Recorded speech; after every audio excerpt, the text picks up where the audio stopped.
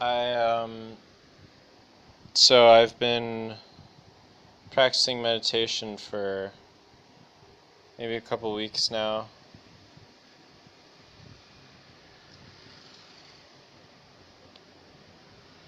It's nice to have a habit.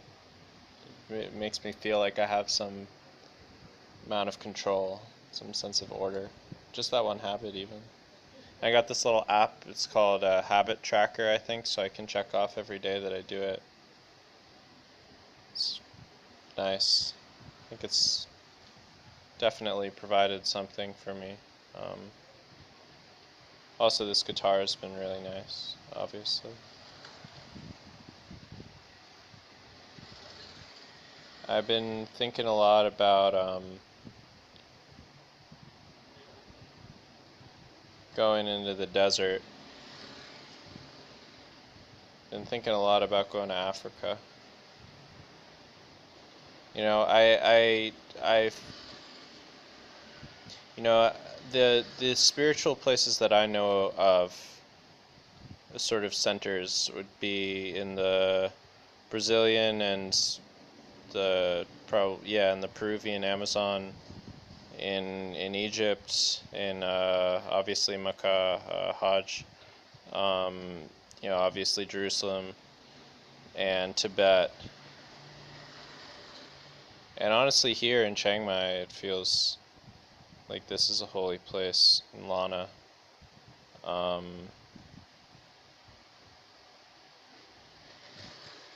and I'm not intentionally discounting India. It's just I didn't feel that, you know, I feel the land is holy there, but I didn't feel the temples were holy.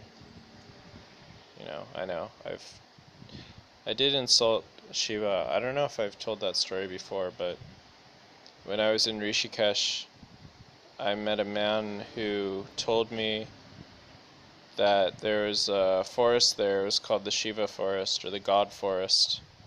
And if you hike through it, there's a temple. So, I did it.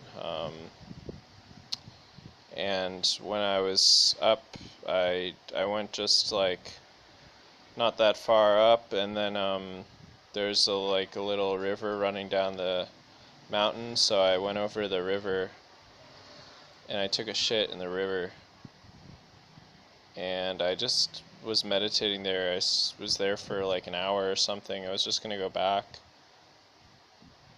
and then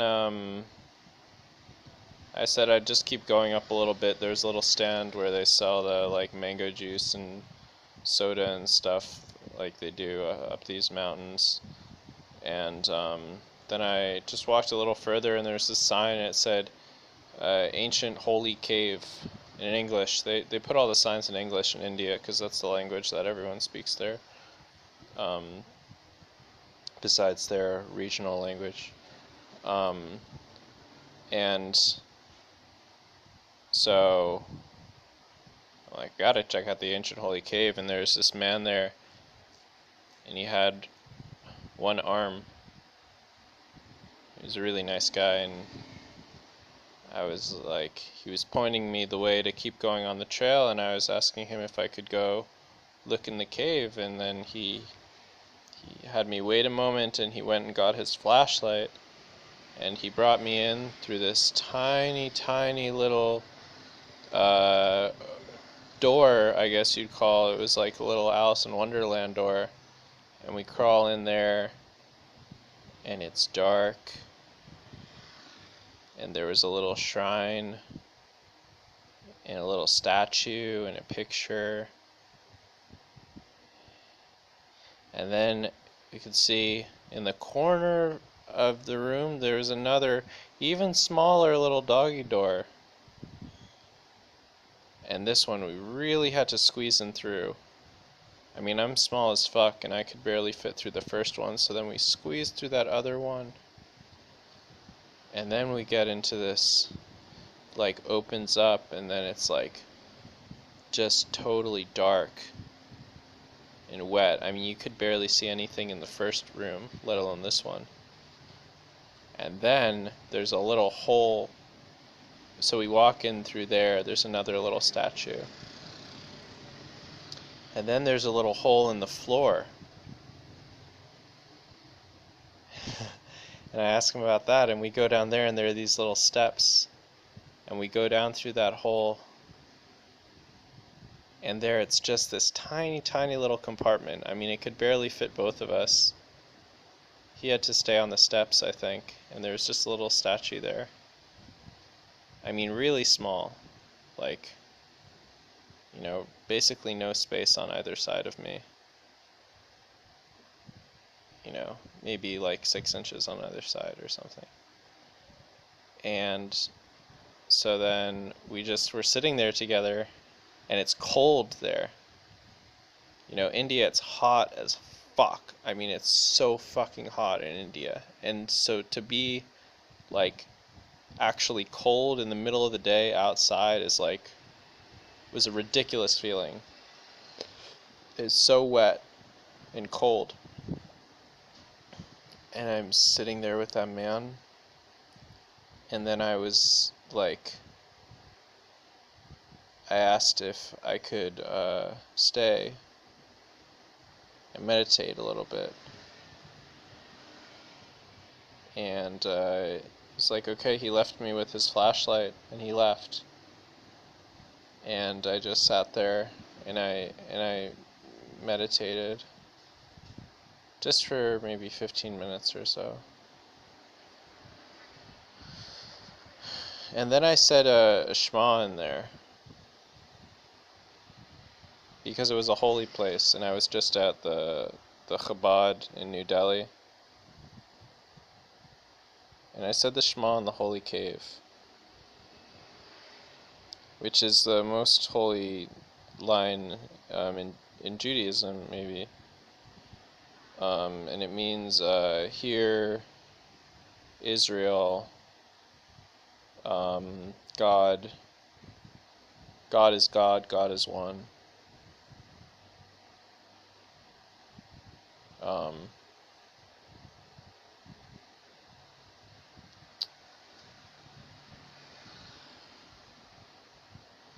And I think that I really upset Shiva, because once I came out of the cave, I went back to this man, and I returned the flashlight.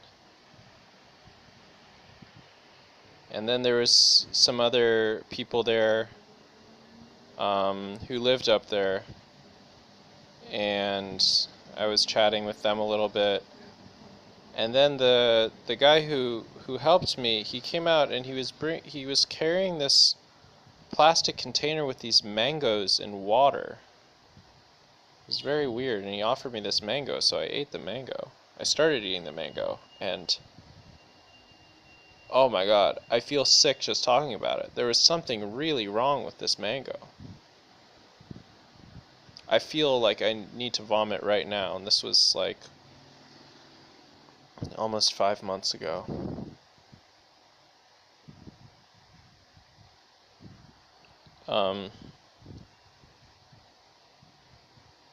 This was, yeah, maybe 5 months ago on the dot now. No, it was almost 5 months ago. So I threw the mango. The guy was saying that I should throw it into the river, so I threw the mango away. Then I kept hiking. And it was like an incredibly long hike, like up into the Himalayas, and it was beautiful. And I got lost, and I found these people, and they helped me find the way to the temple. And they had where they, like, the land was tiered or whatever. It was gorgeous, and it was like misty up there. And we get to the temple, and the temple had a tree that was growing through it, and people would touch the tree. I don't know, like, yeah. They put their temples on mountains there. I don't know why I didn't immediately think that when the guy told me there was a temple. Anyways, I met some people there who had gotten a cab, so I got a ride with them back down, and I got very sick. because it's like incredibly windy road going down, so that made me sick. Then I had some fried noodles that also seemed kind of weird with a friend I made, someone that was in that cab. And then I was really sick. And long story short, I ended up leaving India in a few days because I I like was basically puking out and shitting out everything. Like maybe 17 times in one night, vomiting, and it was just like this, you know, green liquid, same thing out of both ends, and then it was like I was just dry heaving, and I stopped even like wiping my ass because it just was happening so many times. I mean, or like cleaning it with the water there. And yeah, I was so sick.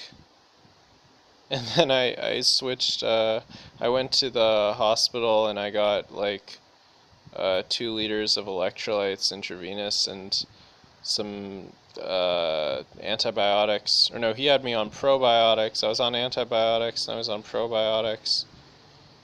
And then I started like getting numb. That's why I left. I started like getting numb in my legs and my arms, and that was really freaking me out. I also had gotten a staph infection earlier, so I was medicating for that. And anyways, I basically I switched to a different guest house, so I'd be closer to some like Western food and shit. And there they're just doing like hella construction, and I just like I just decided I was gonna leave. And I opened up my door, and it's just like I couldn't even see shit because it's just like this white dust everywhere. It was so dramatic. I like walked out into this cloud of dust and literally like left India. Like it took me like 2 days because I had to. What did I have to do? I had to take a. I checked out. Luckily, they didn't charge me for that day. That was super cool. Shouts out to Swiss Cottage. Uh, forget what they were called. Um, but what did I do? I took a taxi. I took a tuk-tuk to the bus station.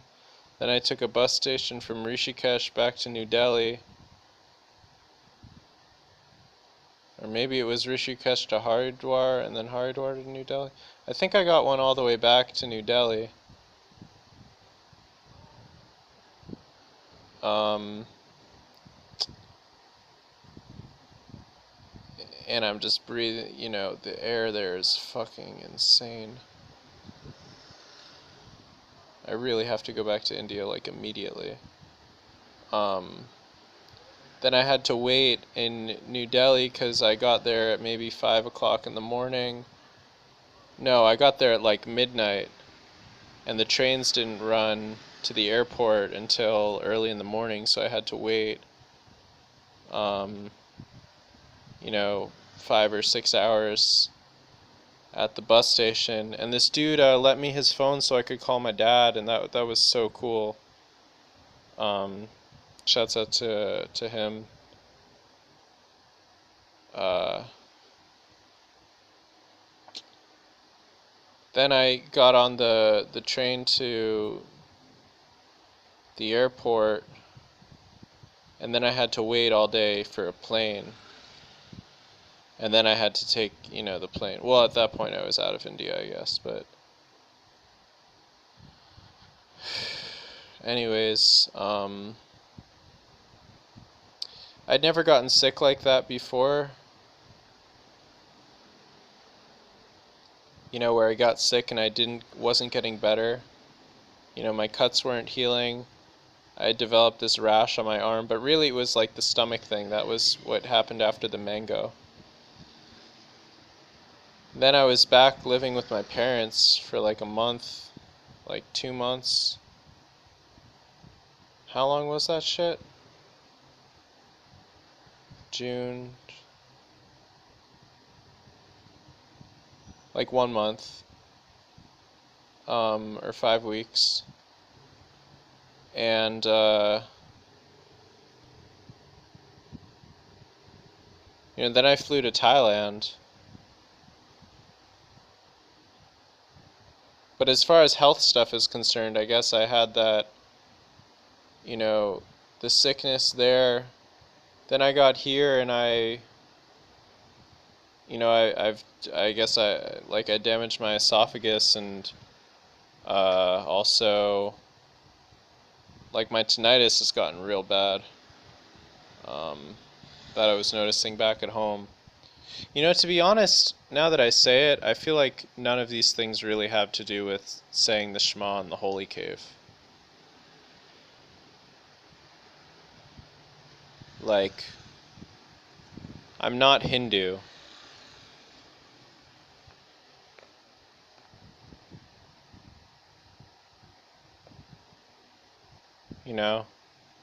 I really feared Shiva for a while. I tried apologizing, and then I had to be like, fuck Shiva, like,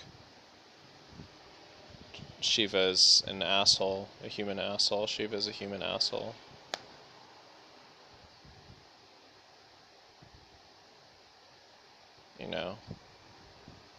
So I can't fear a god like, I don't know.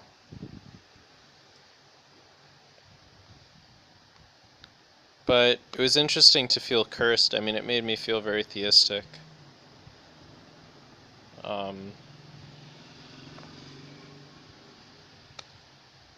It's kind of wild to like fear insulting a Hindu god.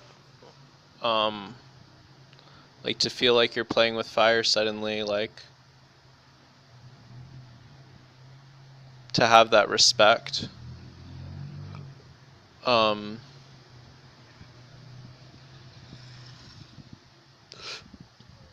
Maybe it's because in India, like, it's such a religious country that, I don't know. And all I was doing there was going to temples. All I did in India was I would take the bus. I would take the train. And I'd go to a temple. Take another train, go to another temple. How many temples did I go to?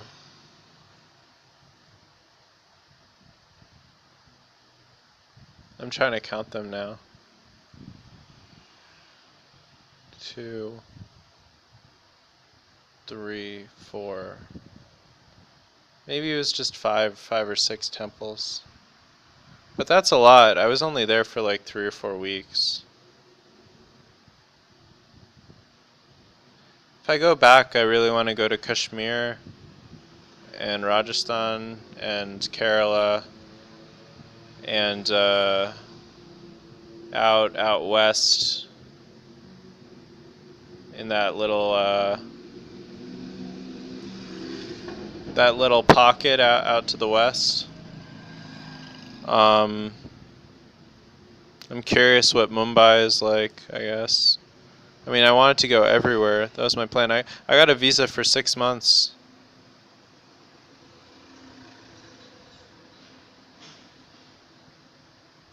Anyways, I don't know why I'm talking about the past so much. It's like I don't know, sometimes I feel like talking about the past.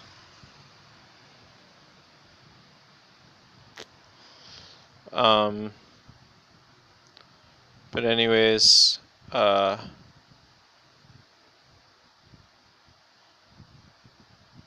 maybe I can make this traveling part 5, like, I forget where I left off, though, in the last one.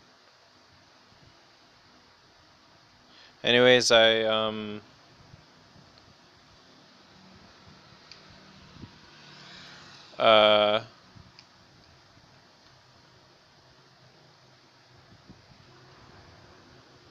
I don't remember where I left off.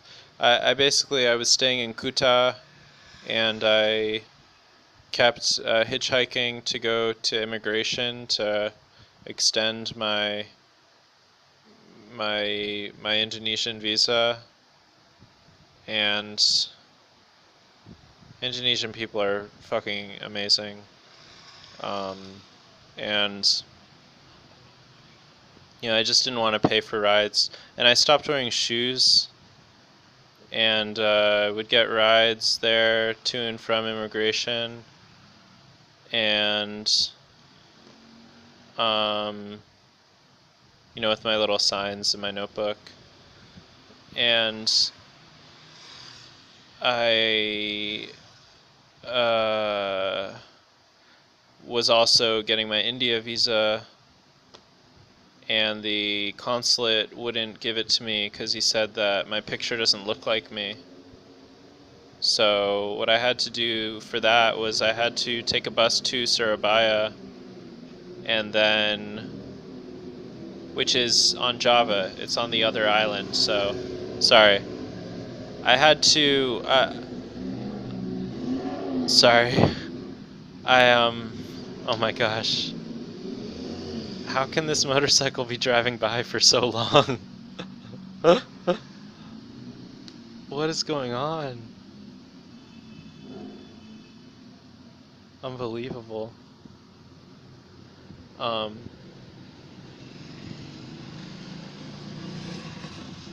Jesus Christ.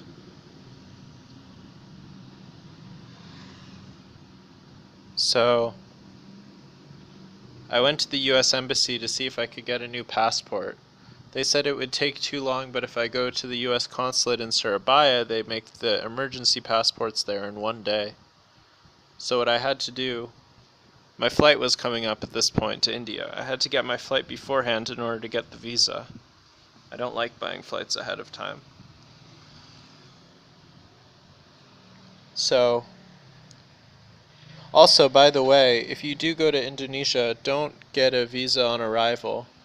Just get the visa exemption, because if you pay for the visa on arrival and you want to extend it, you have to pay $35 and then another $35 to extend it, and you have to go to 3 separate trips to the immigration office, and they have to be spaced out, where you go once, then you have to wait 5 days, and then you have to wait 10 days. So unless you want to spend your whole trip in Bali, it's better to just get the visa exemption and then do a border run where you fly to Malaysia or Singapore, which might be slightly more expensive, or maybe not if you can get a good flight. And this way you are not so restricted, because I wasn't able to go to the places that I wanted to go because of this. Alternatively, I had a really, really powerful experience of learning that, these, I don't really think I talked about Kuta in the previous video. So Kuta is sort of like this shit tourist place in Bali where a lot of Aussie tourists go, a lot of like Disneyland looking tourists go there. And the beach there is this dirty, crowded beach with lots of trash, and it's not at all like a beautiful Balinese beach that you would picture. But it's very, very popular, and there's lots of, like, you can rent surfboards there and get ice cream and get a massage and pay to sit in a chair and all this type of bullshit. And when you walk down the strip in Kuta, they have like a KFC, and they have like a couple malls, and basically it's I don't know, it's very westernized, but you can also get Indonesian food there, and there's people that are, they have all these little souvenir shops, and they try to sell you like sports jerseys and phone chargers, and then at night they try to sell you drugs and women. The same guys are like pimps, and this one guy, I thought he was trying to sell me kids, but then, because he always said young girl, but that's just what they say in Indonesia, like they say young girl, but it doesn't mean a child. It means like 18-year-olds. That he goes, not to children, 18 years old. I was like, oh, okay, man. I feel like your friend is a pimp. Like, he's trying to sell me kids. And then there's this other guy who's trying to sell mushrooms. Anyways, what was I on about? Kuta, the beach in Kuta.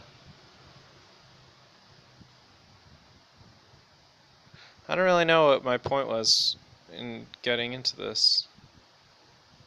I had to go to Surabaya to get the passport in one day. Oh, right. So, Jesus, I forgot the most important part of the story. So anyways, there's all these massage girls that will like grab your arm while you're walking down the street. They would grab my arm. They would grab my arm and go massage, and then I would grab their arm and they would go, ah! And I'm like, you just did this to me. It's really funny. And I would try to sell them massages. Like, I would get, some of them would give out a little piece of paper that said all the stuff they sold, so I would take this, and then they would try to sell, someone else would try to sell me a massage, and I'd say, me, you massage, like, I sell you a massage, you know, like, 10,000, like, anyways, I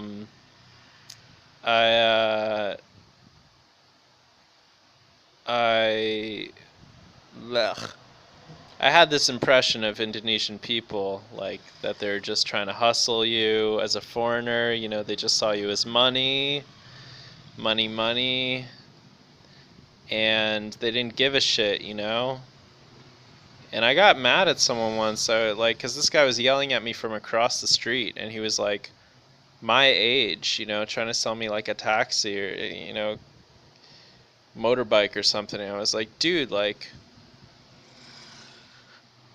I'm like, we're the same. I don't know. And then he didn't get it. I was like, same. And he was like, why do you keep saying that? I was like, same. And he's like, oh, yeah. And I think he really appreciated that. And then we started talking a little bit about like war or something. And then I left, and it was cool. But the thing is, it's their job, you know, to do that. And that's their job.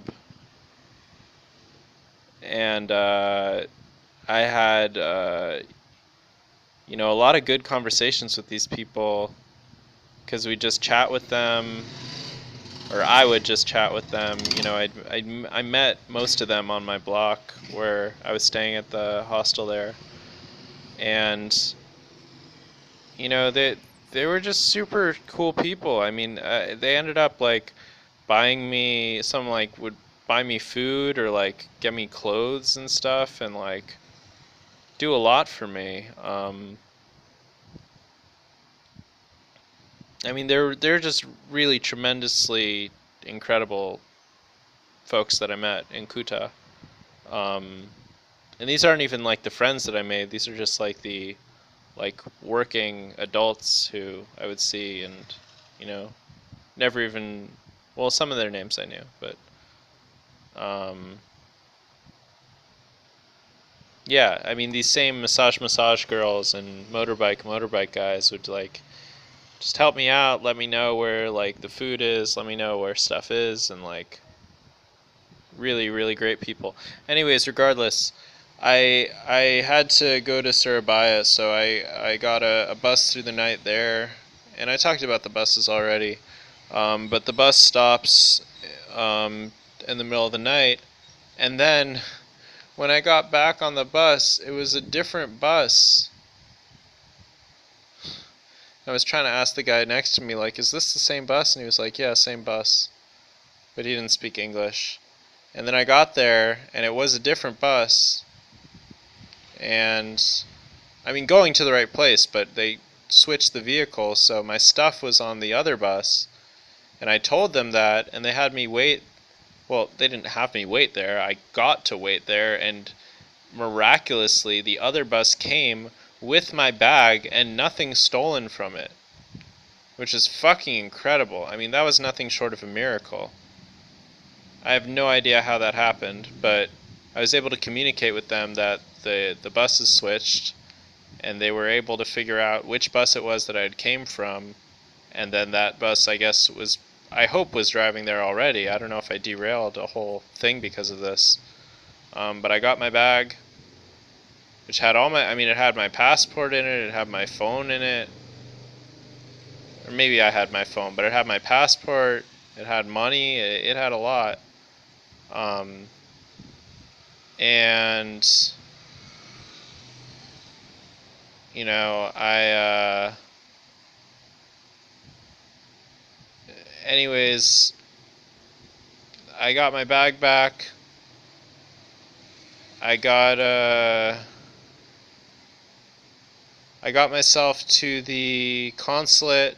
I think I got an Uber there, or I was walking there. I don't remember how I got there, to be honest, because I remember walking and also something with an Uber. I don't really remember. Maybe I got a taxi, or I don't remember. Oh yeah, it was a whole thing. I started taking a taxi and it was so expensive, so then I got out of the taxi because my friend told me to do that, which is genius. And then I got an Uber the rest of the way. And then I got my passport. And then I went back to the bus station.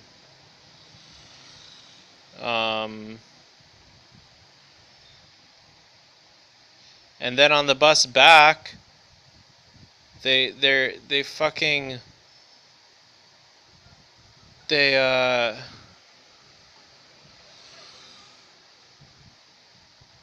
basically they get to this bus stop in Bali, not where I was going, but they say everyone, these guys get on the bus and they say everyone off, last stop, but they're just talking to me, right? I'm like, what? And they're like, last stop, everybody off. And I'm like, okay, so everybody off, you know? And then they had to talk to everyone. There's maybe like 7 other people on the bus. And then we're all off, and then these guys start trying to sell me a taxi. And then, like in 2 seconds, all the Indonesians get back on the bus, and the bus drives away. I'm like, you motherfuckers. So obviously there's so many shitty scams. Anyways, let me just finish the story. So I'm like, no, I'm obviously not going to buy a taxi with you. You just, like, scams me out of the rest of my bus ride.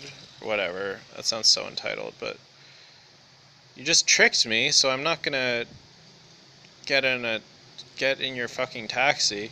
So I just go right over to the police station, and I'm like, anybody going to Denpasar? And then they found me this guy, and I got on his bike, and we went back. And I got back right at the same time the bus did, anyways. Then I was so pissed off that day. What happened? Oh, I went back to the India consulate, and then I was just trying to get an Uber there for home, and the guy is like asking me for money over the messaging of the Uber. And it's like, it's Uber, man. Like, no, I'm not gonna give you extra money because it already pays for it. Like, the thing about people trying to scam you in Indonesia is they're so bad at it. It's not like a dangerous.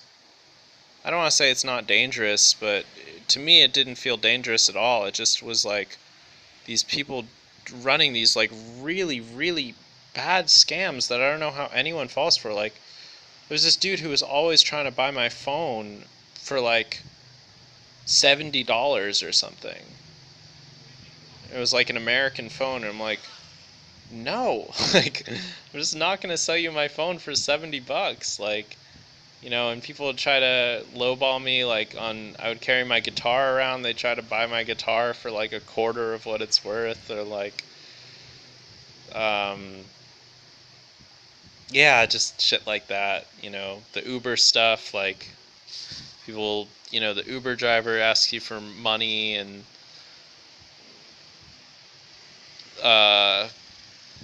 nonsense, you know? So I was really pissed off, but, you know, I calmed down, and, yeah, Yeah.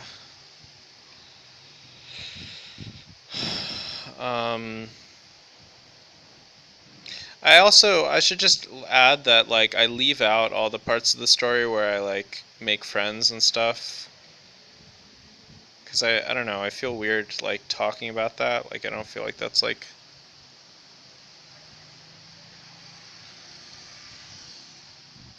the type of channel I want to have.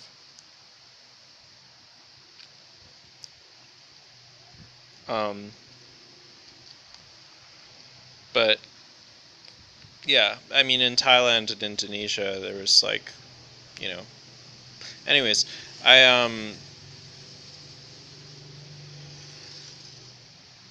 oh, do I want to talk about India? So my friend gave me a ride to the airport a couple days later. No, like a week or so later, because I still had to finish with the visa and stuff. And I went to India. Well, first, the plane, I took a domestic flight on Air Asia from Denpasar to Jakarta, in which my phone was stolen out of my bag from checked baggage. So suck my fucking dick, Air Asia. Um, but it was cool. I mean, I was, just like being ridiculous, and the phone was giving me a lot of anxiety because the charger wasn't working, and I got a new charger and then that wasn't working, so it just like had to be in this extremely specific position in order to charge. And then once it was charged, I would just like go on like Tinder and like be dumb and shit. So it was like, I felt like I really didn't deserve to have a phone. So I don't know. And it was kind of always my dream to be like somewhere I didn't know where I was and not have access to technology. So um, it was great when I like landed in Tiruchirappalli in Tamil Nadu, and it was like 4 p.m. and I was you know I just started walking there, and it does like actually look different in India, so that was great. I always wanted to be somewhere that like looked different. Um, it wasn't totally different, but it was somewhat different. I mean, there was, I guess, unpaved roads in some places, and yeah, it was just kind of dusty and dirty. And I mean, India in general, it's like there's cows everywhere and dogs everywhere, and sometimes monkeys, and uh, it kind of, well, when it smells like shit, it's actually better because you get to a lot of places. Like when you're riding on the bus, you'll drive through these areas where there's like this chemical waste smell that I can't describe, but it is unbreathable air, but you have to because it goes on for so long, um, and it like hurts your lungs to breathe it.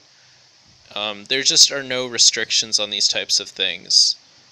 Car horns are maybe 4 to 5 times louder, and people, like, sometimes people basically just drive with their hand on the horn the whole time.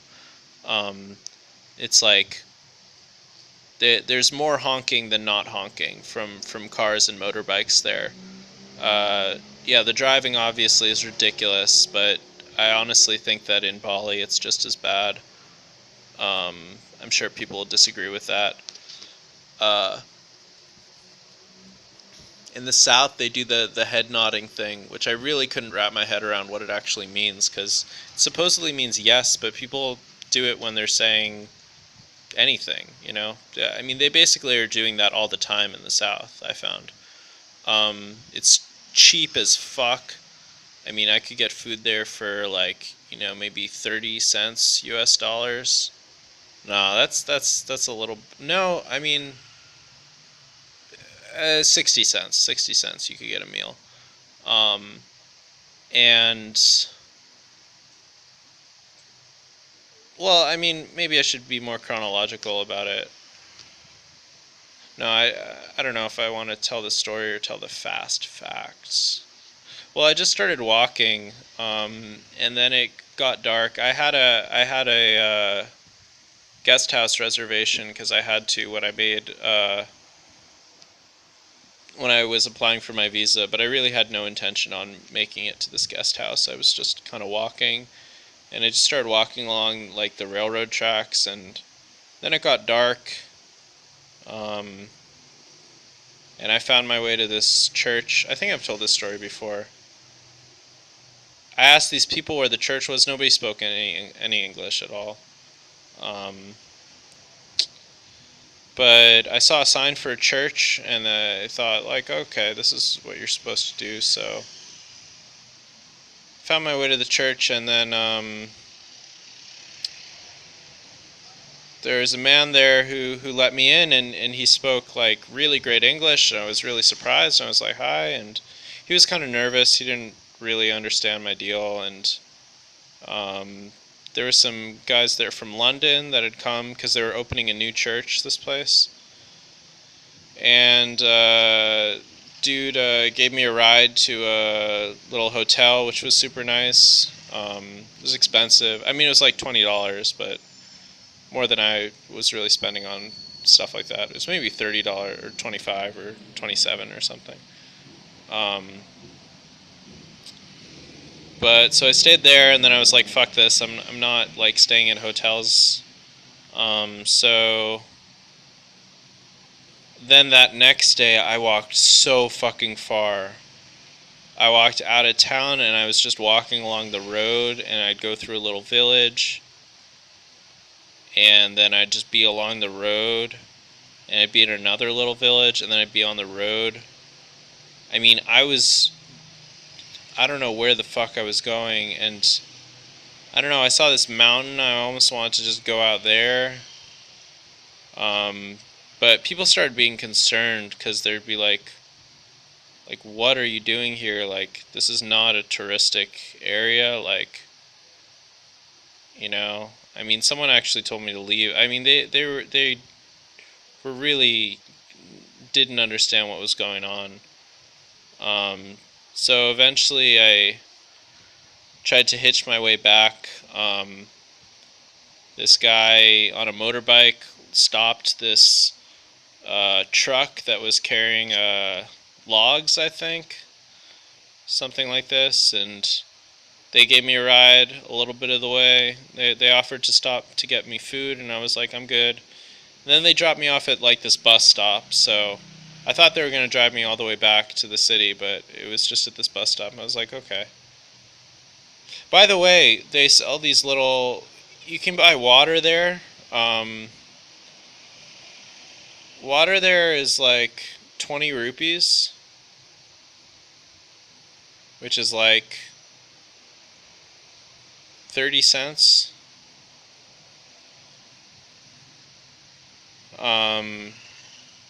But then you can get these little water packets, and 4 of them is as much water as you get in a water bottle.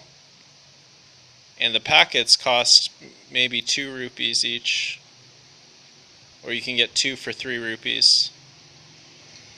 Anyways, the little water packets were really nice to have. And they usually didn't break in my bag. I just buy a bunch of them, keep them in my bag. It was fun to drink water out of a bag for me. And they'd be really cold sometimes too, which was really nice. Anyways, but yeah, these villages, they didn't have like running water or anything. Well, they'd have like a little tap where people would go to get their water there. You know, they'd bring their plastic bottles and fill it up with water and then go back home. Then I'm at this bus stop, and these guys are saying like, what are you doing here? And like, what do you have in this bag? And I was like telling him like, I want to like really, you know, see like real India, you know, I don't want to just go to Taj Mahal and whatever. Then he was like, oh, I understand, I will show you 2 temples. And I was like, no, I'm good, man. Like, yeah, I should have said yes. I should have gone with that guy. I don't know. Well, I didn't, and if I did go with him, everything would be different. Anyways, I got back. And I found my way to the train station. I just asked a few people. I had to take a couple buses. The buses there are cheap as fuck, like only a few rupees. These local buses. And then I what happened? Oh yeah, I was gonna get a train to Chennai, and so I just started to sleep outside the bus station because a lot of people do that, and I actually fell asleep.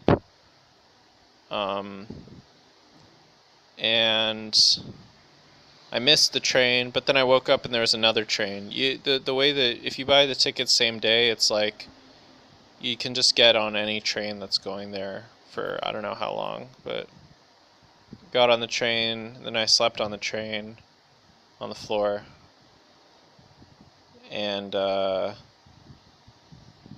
think I was riding always in second class, even though I was buying for general class, which is even lower. I mean, there's like one general class train car, which is like literally you can't move, like I mean literally like you can't move. And then in the second class, it's like you would say that you can't move, but you can like literally move, you know? It's just like you can't really move. In the general class, you can't move at all. Um, I mean, like, you can't, like, move to the point where, like, if your arm is by your side and you're trying to, like, put your arm above your head, like, that's a hassle to do this, you know? Other people need to move out of the way for you to do this. Um, uh, but I was riding the second class one. So I got to Chennai in the morning. I just walked around. It was another city. I got lost again. People were asking me like where I'm going again. And I just didn't trust people at all. Like I trusted everyone in Indonesia, trusted everyone in Thailand. In India, I trusted nobody. And anyways, uh,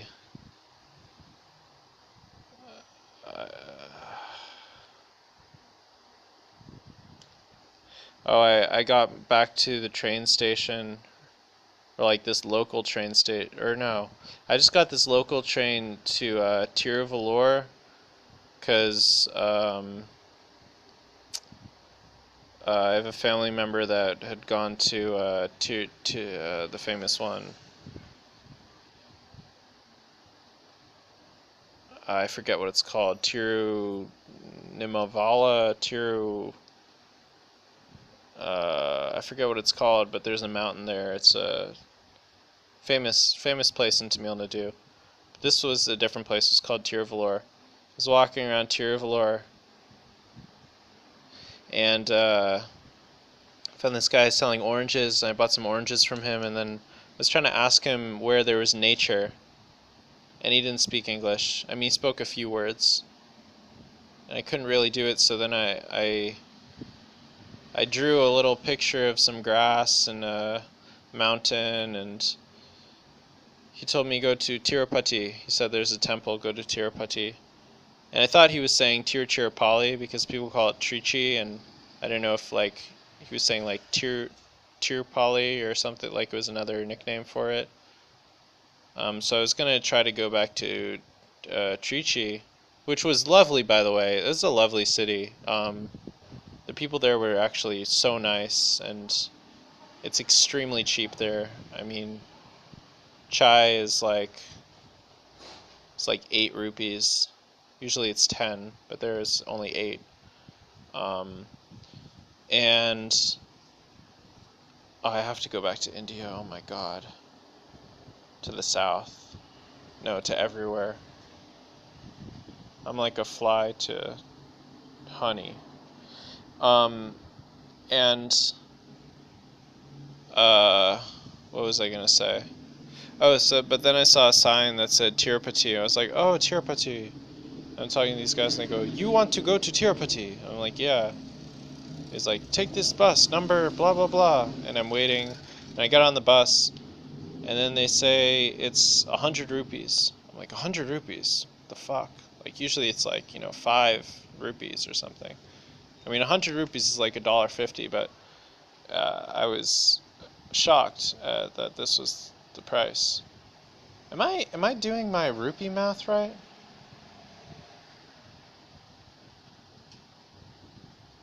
I'm just trying to remember what the conversion is. Because I feel like 500 rupees is like... Yeah, no, I think that's right. Yeah, 1,000 rupees is like $15. That sounds about right.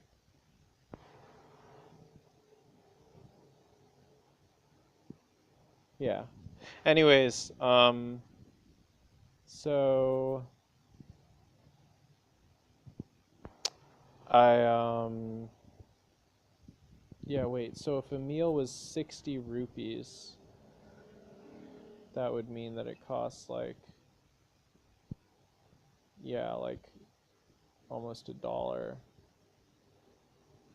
Yeah, that sounds about right. And 100 rupees is like $1.50. Yeah. Um, yeah, 60 rupees is like 30 baht or something. No, yeah. Anyways, I was like 100 rupees. Like I thought this guy was trying to rip me off, because it seems insanely expensive. Um, and he was like Tirupati, and I was like, yeah, and he was like, yeah, it's 100. And I'm like, okay. So we start driving, and we get to like this little place. I'm like, okay, maybe this is Tirupati, and then we keep going. I'm like, okay. Then we really start getting somewhere else. I'm like, okay, this has got to be Tirupati, and it's like making local stops, and okay. And then 6 hours later, the final stop, we get to Tirupati. It's nighttime, and I go from the bus station, I walk to the train station, I slept at the train station. And then I get up and I start walking. I see this sign that says that there's a temple in one direction, temple in the other direction. And I'm like, well, it's got to be this one. So I go this way, and there's this little bookstore, and I was asking them about like walking there, and they're like, yeah, it's like, I don't know, 15 kilometers, 30, or I don't know, it couldn't have been 30 kilometers. I forget maybe it was 20 kilometers or something. 22. Like, okay, it's fine. It was early, so shit wasn't even open yet. And they're like, yeah, you just go up this mountain. So I start walking, and I mean, at this point, it was like you're walking up the road and stuff, and like there's cars and shit, and I got some food and was walking, and then there's this building where it said you need to get some form to go into the temple if you're not Hindu. I couldn't really figure that out, how to get that, but there's these lockers where you could keep your stuff, and I didn't trust that, so I kept my bag with me with all my shit in it. And then there's a footpath. So I found my way.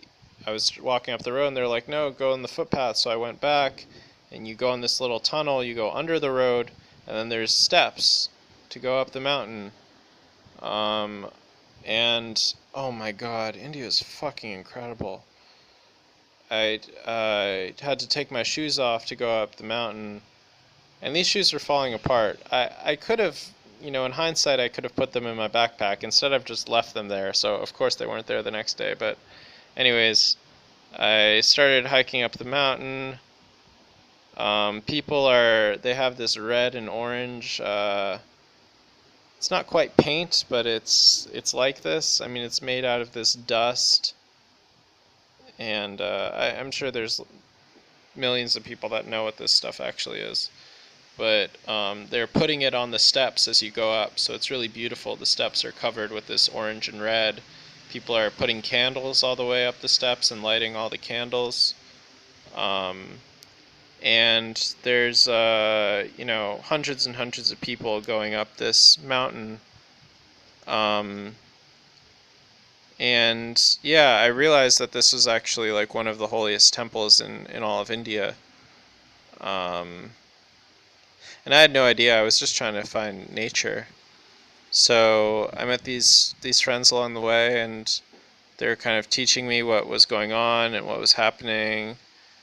Um, and everyone's chanting Govinda, Govinda, which is the god, the Hindu god, for this temple. And it's like 3,000 steps, I think, 3,500 or something. And then there's this part where people climb up on their hands and knees, and I was doing it. I was doing it with my bag too. And this guy was saying like, "Okay, you're not even Indian, and you're doing this, so I have to do this too." So we do that. That's just for a short section of it. And we walk up to the top. Someone painted on my face. I was, and people were telling me that I looked like Shiva, which was ridiculous. Um, and so then there's this place where we locked our bags. Then we go to this other place, and we got these cards while we were walking up the mountain that they punched at a later point on the mountain, and then we could get our rice for free. I think everyone could get rice for free, but then with these cards, they shave you for free. So I got a shave with a straight razor. Shaved my head, my beard. And the guy was telling him about how I have dandruff, which I thought was really funny. Um, then we get into this room that's filled with people, and we're waiting in this room, and we keep waiting. And then it's like 4 hours that we're waiting in this room. And then finally they let us out. And I had no idea like we'd be waiting at all. At this point it's like maybe midnight. They let us out, and we're let out into this like path like where we can walk, and people are kind of like charging through there, and everyone's pushing each other, and we start going through this pathway. And then you see to the side there's like 15 other rooms just like the one that we just waited in. There's thousands of people here. And this is just a regular ass day. I mean, there was no holiday going on or anything. This is just like typical this place, what it's like. And then we get in line, and we're going through the big line to get into the temple. Finally, it becomes single file. And when you're in the temple, there's this small path that you walk through, and then there's people in there that push everyone through the path so that people don't wait in there. And old ladies and everyone's just getting shoved through there. You're maybe inside for 10 to 15 seconds, and then you're out. And then you can wait outside, and then you can buy these laddu things, which are like these little donut sugar balls, which have like these little pieces of like chive in them, or these hard pieces, and they're really confusing. I really didn't like them, but the temple, it's a big deal to buy these, and we paid for them before. And I thought it was like a donation, like you buy it and then you give it back or something like this, but you actually just buy them to eat. And there's this whole building just designated to getting laddus, where you go up to this little like bus ticket window, and you give them your money, they give you your bag of laddus. And that's a part of it too. It's like, by the way, we also sell donuts. Like, sorry, it's disrespectful, but and they're boasting. I mean, not boasting, but they have signs outside saying this many people have made Dharma. I forget what it's called. That this many people have made pilgrimage, and we've sold this many laddus. So there's that. I think this was like, this temple has actually made the most money also. People have given the most in donations to this temple. And it's just like, it has this huge hunk of gold on top, just this big clump of gold on the top of the temple. It's a unique looking building. So we slept outside up there. The next day I walked back down. Oh yeah, the next day I walked back down, and then I ended up couldn't figure out how to get a train there. It's really confusing because I tried to buy a train. Well, okay, no, this was my fault because there's the state of Kerala in India, but people always just talked about Kerala, and so I thought it was a city. So I was trying to get a train to Kerala, and he's like, "Where in Kerala?" And I was like, "Kerala," and he's like, "Go talk to information." So I couldn't figure that out. Eventually, it's like 2 in the morning. I just went back up to the ticket booth and I asked, because I saw there was a train to Delhi leaving soon. And Delhi is in the north of India, and I was in the deep south of India, so,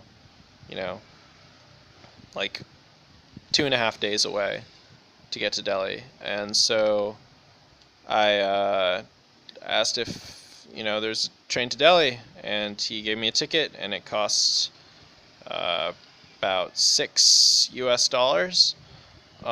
So I bought this ticket, and then I got on my train to New Delhi, and then I slept on the ground.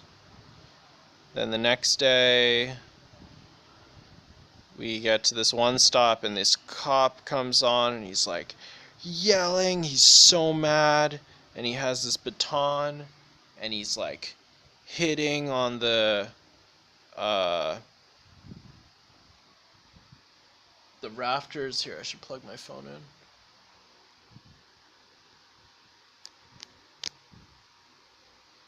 He's hitting on the train, and man, there's so many other details I leave out.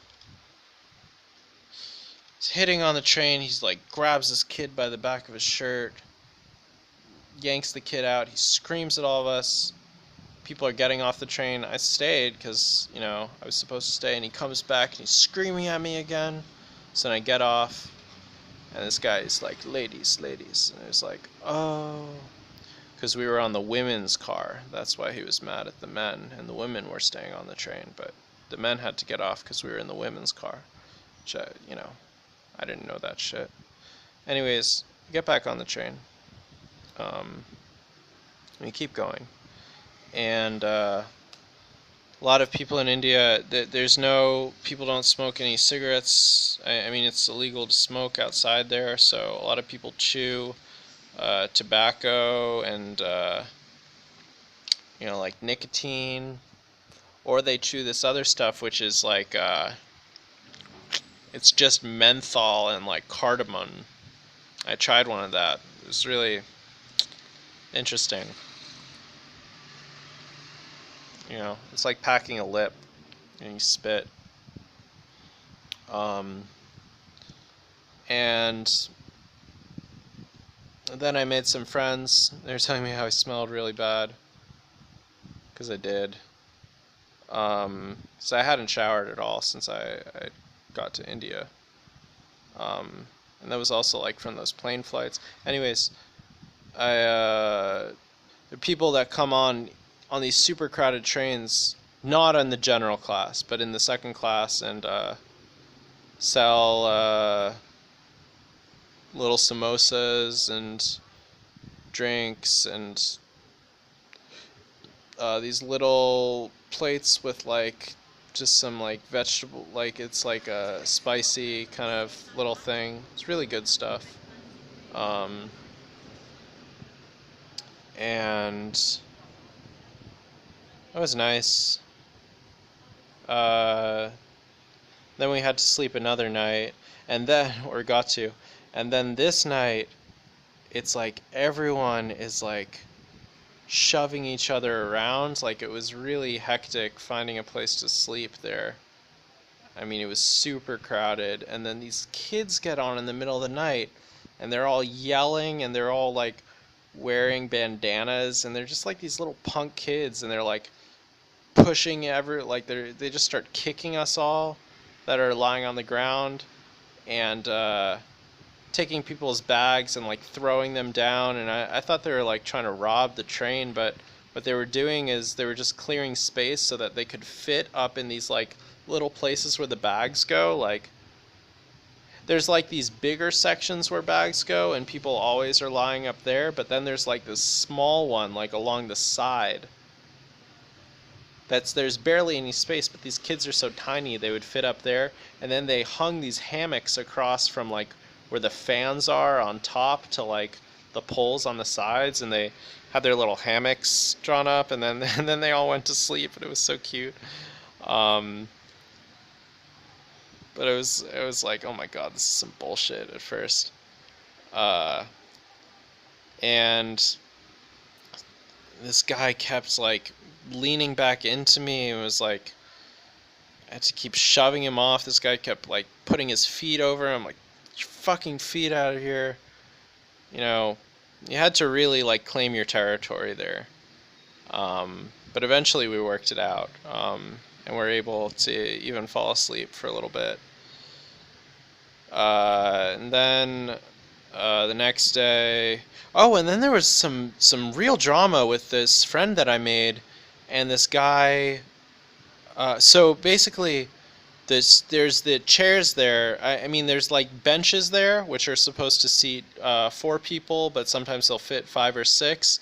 Then there's these chairs that's just a single person chair, but sometimes you'll have 2 or 3 people sitting on the chair there, just because there's no space.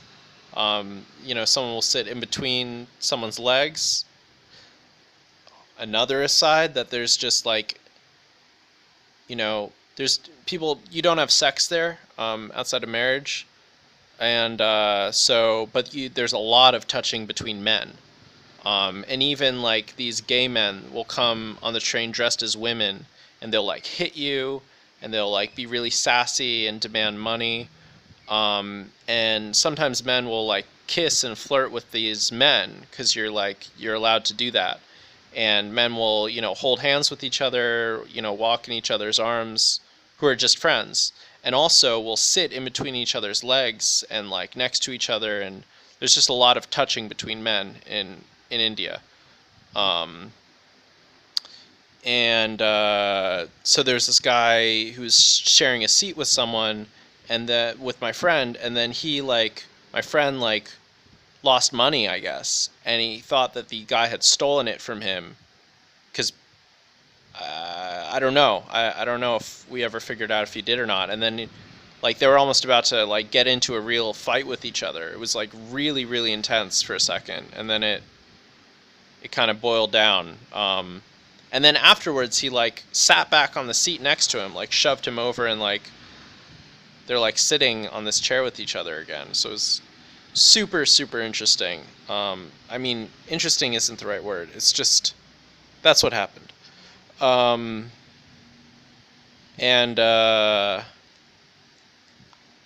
Yeah, eventually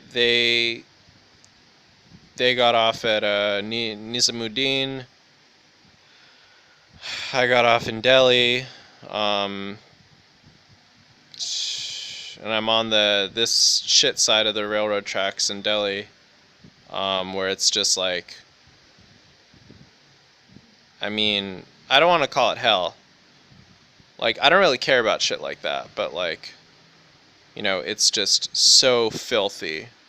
There's trash everywhere in India. I mean, everywhere. I mean, maybe not in parts of Kerala, maybe not in Kashmir, but even in Rishikesh, there's just trash. There'll be places when I was walking, through these random ass villages in Tamil Nadu where there's no people, there's still just trash. A lot of people discard single sandals. I don't know why. Chappals. I see just one sandal all the time. All the time. Anyways, Where was I? Oh yeah, walking through Delhi. There's this woman asking me for money, and I was like, no, no, no, no. And then she's like, just write your name. I'm like, fine. And then she's like, give me money. I was like, no. And she's like, you bastard, like you sick, like bastard or something. Like, okay, thanks. Um, and I forget what was happening there. Oh, this guy was trying to give me a ride with him in his rickshaw. And I was just kept saying no, and he kept driving with me. He kept riding next to me. It's something they do. But he was going for a really long time. I'm like, no. I'm like, you really... I was eventually like, do you really think I'm going to get in your rickshaw? And he was like, I try. And I was like, yeah, and you fail. I saw him a few days later, and he didn't try again. It was funny. Um, but, so... What was I going to say? Where did I stay that night? Oh, I stayed at the train station again. Oh my god. I stayed at the train station again in Delhi. And then... Oh my god, I'm so filthy. No. No, I must have showered that day. Maybe I showered the next day? I don't remember when I took a shower next. But I think it was that next day I found this man from Kathmandu who was selling some food. And then he offered... I mean, people are just bathing in the street there. They had like a water tap and buckets and some soap, and he let me bathe, so that was really nice. I just like was in my boxers, and it was like a little rock I could sit on, and got water and soap, and was able to brush my teeth, and like, yeah, dude hooked it up. So that was really nice. And I gave him a little money, and paid him for the food and chai, obviously. And then, I honestly don't remember when that happened, but I took a train to, fucking Agra, where the Taj Mahal is. When I got to Agra, this was when I shat for the first time since coming to India. It was fucking insane. It was so difficult, like... When I got off the train, I literally thought I was going to shit my pants, and then finally, I like found the toilet, and it was ridiculous. It was absolutely ridiculous. And then from there, I was really sick as fuck. It was when I noticed this like eczema shit on my arm, and I really didn't feel well, but I didn't want to pay for like shit when I was in India, so I was just walking, and I walked really far, like a few miles, just to try to find a guest house or something, and I found one, and yeah, I just paid for a room, and I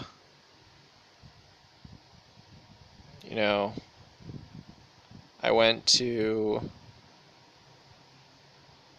the Taj the next day, which was bullshit. Came back, I was just staying in my room. I talked to the owner a little bit. It was his dad's place originally, and told him how I was sick, and he was really sympathetic. I mean, Indian people, they maybe will seem very gruff on the exterior, but if they actually have really big hearts there, and a lot of humility is what they have. This man told that to me, and I thought he said humidity, which I thought was hysterical, but it's like, what we have is humility. Um, then the next day I went to Mathura. Maybe I stayed 2 nights at that hotel. I went to Mathura, which is where the Hare Krishna birthplace is. I went there, and then I saw this like emergency place. So I had developed these cuts, and it looked like a staph infection. So um, cuts that I had gotten, I think, on the trains, and I don't remember where actually. But the Delhi is just so dirty and shit. So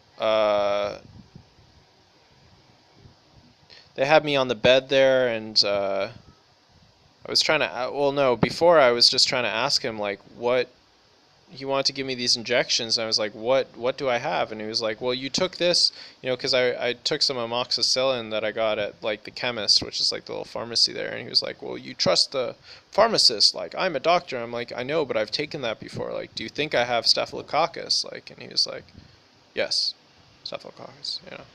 Finally, it was hard to get an answer out of him. Then he had these fucking kids working for him, like maybe 15 years old, sticking me with these, needles. Like, I've gotten an HIV test since, and I'm negative as fuck. So holla, but sticking me with these needles. Don't think they were sterilized. It was a dirty room, and I'm like on this table, and they're like, it was just really intense. It was so fucking intense. I was so nervous, and I was just like, there was another older guy there, and so they're doing the first injection. They're doing it into my hand.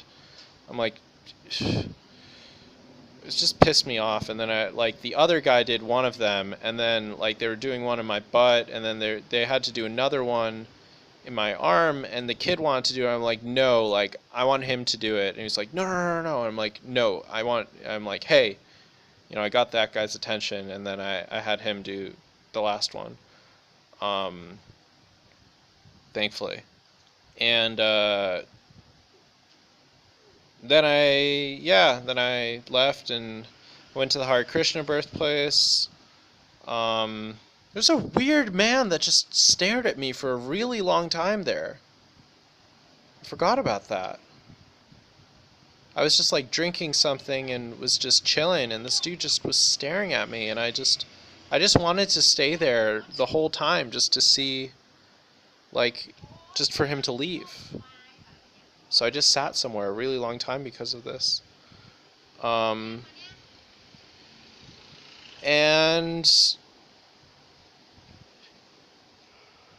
yeah, I don't know. Then also before that I was walking, and there was this man who was wearing all bright blue. There's actually a couple men I met wearing all bright blue. But this guy, he had a really beautiful face, and he was so intense, and he was just like, come, sit here. And I'm like, alright, let's do it. And he's like, cheating. Like, his friends kept like lying to me. Like, they're just like, this is my father. Like, this is my guru. And it was like, ha ha ha ha ha. They thought that was so funny. The guy's like, cheating. And he was just screaming at me, like, just talking, but his voice, just yelling was just like his talking voice. It was like, I'm auto mechanic. And like, so intense. And eventually I got to the Hare Krishna place. Then I left, got a train back to Delhi. No, I stayed a night in Mathura. But no, I stayed a night when I got there. Huh? I'm trying to remember what the chronology of this. Oh, no, in Mathura what happened was yeah. Oh, that was actually really cool. I was walking through the streets there afterwards, and it was so crowded, this like tiny, like narrow, crowded street, like what I kind of pictured India would be like, except wider, with just like tons of people in the street, and like, yeah, that was cool. And then I was asking about like where this place was to stay, and like the cheap place to stay, and like these guys were letting me know, and the sign was just in Hindi. I mean, and not Roman characters. So I eventually somehow found the place because I just kept asking where it was, and then eventually it was right next door to it, asking the like little convenience store shop where it was, and he was like, yeah, it's right there. So I walked in and I got a room. This guy was ridiculous. Like, I get in my room, and then they're like banging on my door asking me for my pass. No, at that one they had my passport. That was at another hotel. They did this. They're like, we need to see your passport. It's like, well, you just checked me in. Like, you should have checked it then. This guy is banging on my door at 6 in the morning. It's like, tell me how to use the air conditioner. And I puked that morning. I think that was or that night or something. That was the first time I puked. But it was just once.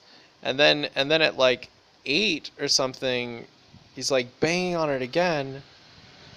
Checkout was at 11. And we had established that like multiple times the night before, and he was like, he's banging on the door. He goes, "Did I wake you up?" And I was like, "Oh no, I'm up." And he goes, "Oh," like like he was expecting that he was waking me up. It's like, "Oh, I didn't wake you from your sleep." Um, and then he was like, checkout is at 11. I was like, I know. And he's like, will you stay another night? I was like, no, I don't think so. And he's like, okay, well then you will have to leave at 11. I'm like, okay, like, I know. Sorry. It's ridiculous. Shit. So I left.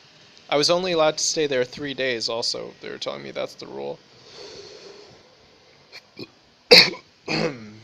Um, just for Indian shit in general.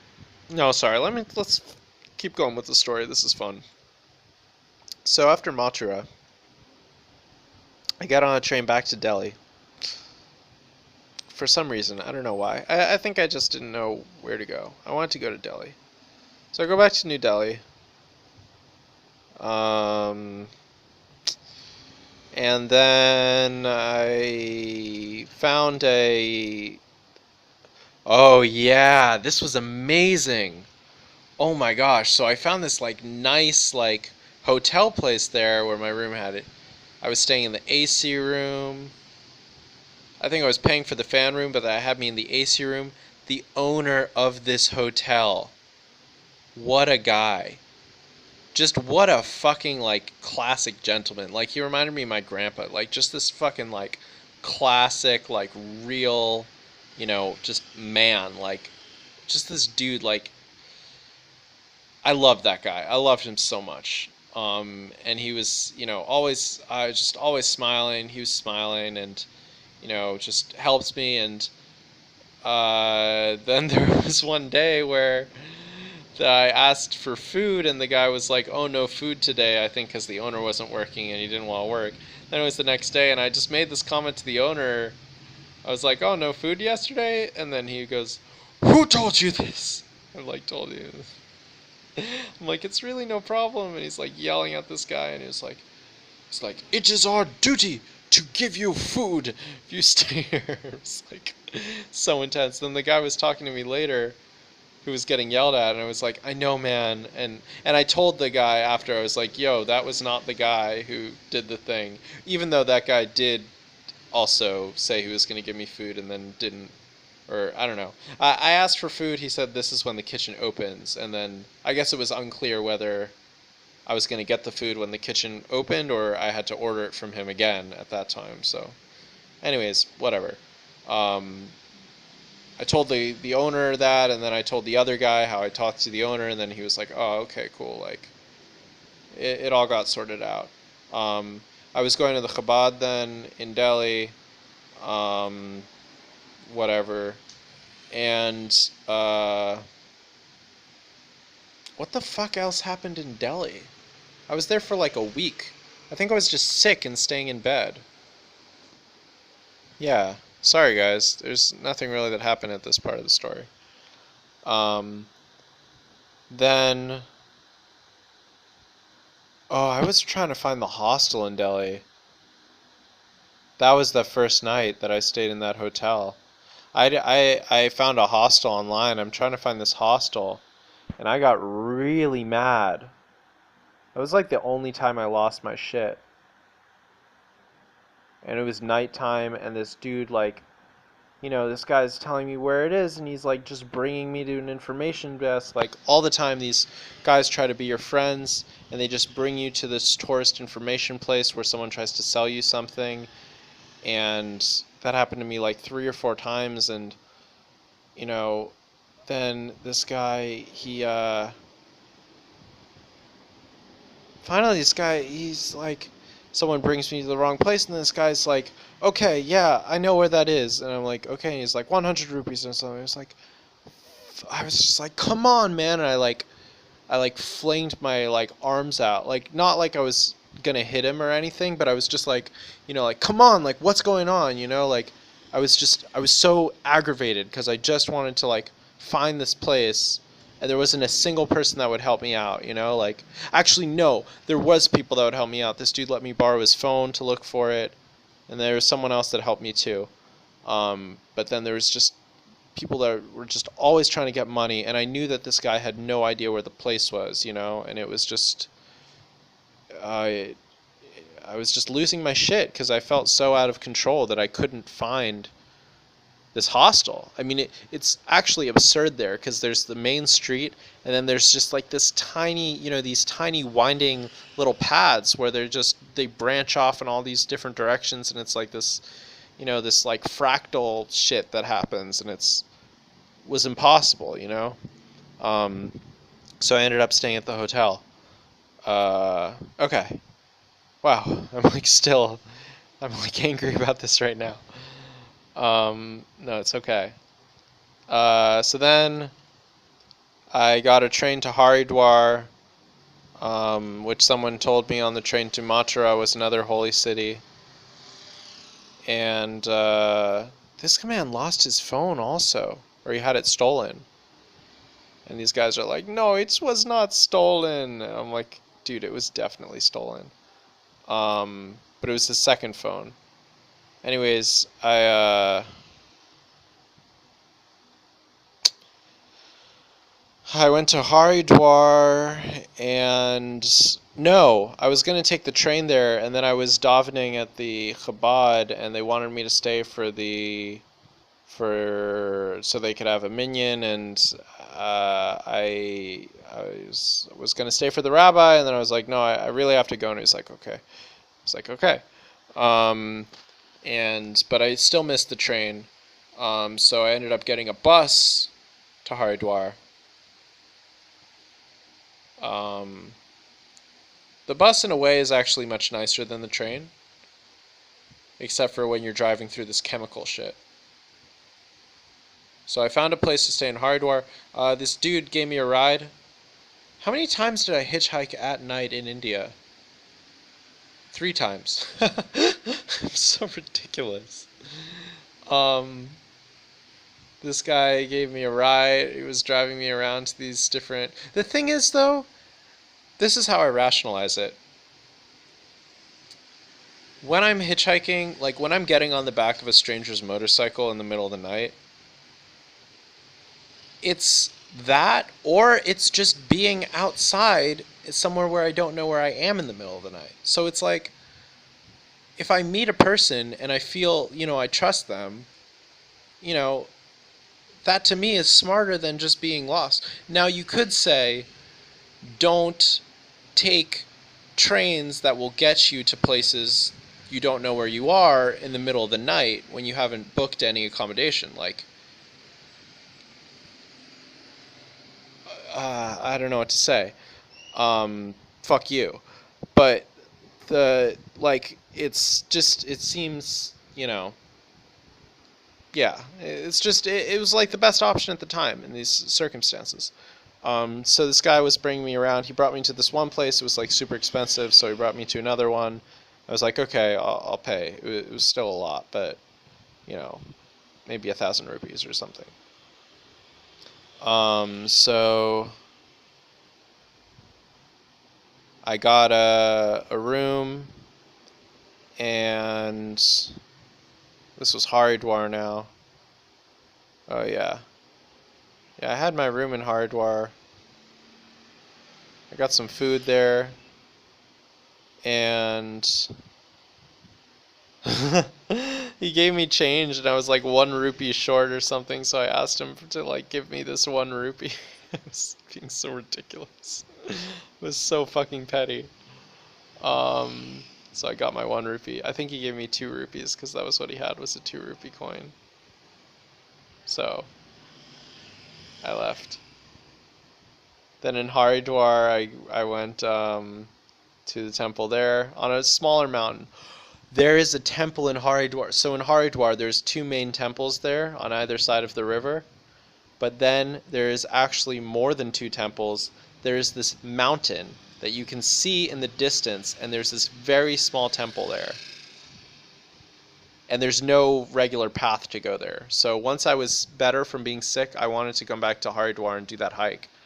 I still one day would love to do this. And so after I just went to one of the temples. I came back. I think it's called Chandra Devi, which is like goddess, Chandra, goddess, Chandra. I'm not sure. Then I met this man, and I had tea with him, and he brought me to this temple that seemed almost like a Buddhist temple. Like, it was very simple. And he brought me up on the roof, and the roof was really nice, and it was also an ashram. And he was the one who taught me about that other temple in the mountain.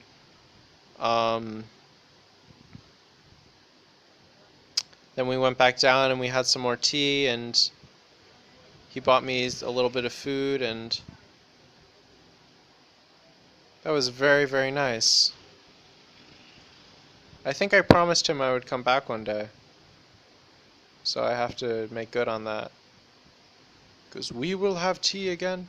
Well, the thing was, I actually thought that I was going to go back to Haridwar because I was going to hike that, so maybe this will all still happen. This will all be really fun.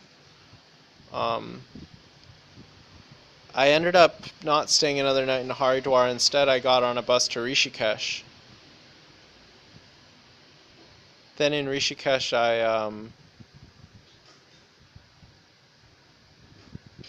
again, I'm there at night and I didn't know where to stay, so I started walking with these guys. I walked to this ashram, and they wouldn't let me in because I was a foreigner.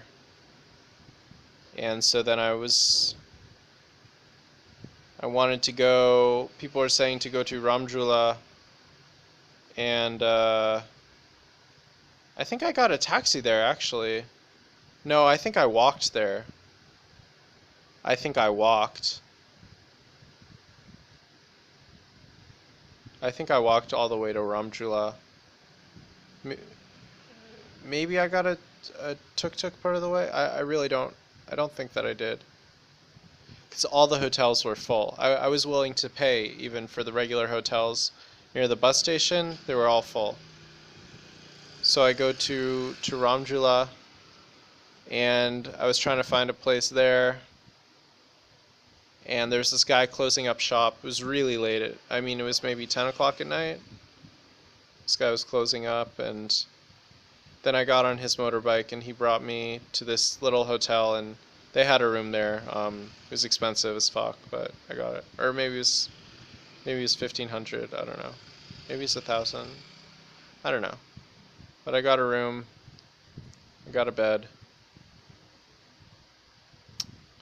The next day, I crossed over the Ganga, which is like the holy river there. I started staying in this nice actually little guest house in Ramjula. And I met some travelers there, and I got dinner with them. This was like the only time I was social with other foreigners in India. Um, and I went out walking and I climbed this.